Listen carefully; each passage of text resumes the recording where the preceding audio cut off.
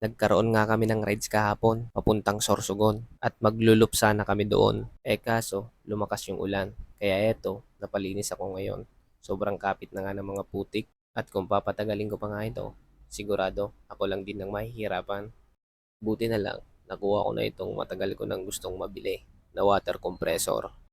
Solid talaga, lalo na yung buga niya. Tanggal yung mga dumi ng inyong mga motor.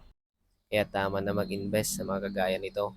Bukod sa mapapadali ang paglinis, hindi ka pa mahihirapan. Malupet.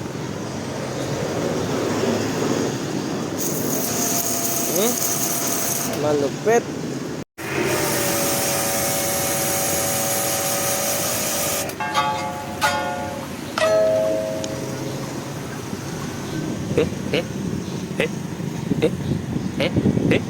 Aray ko.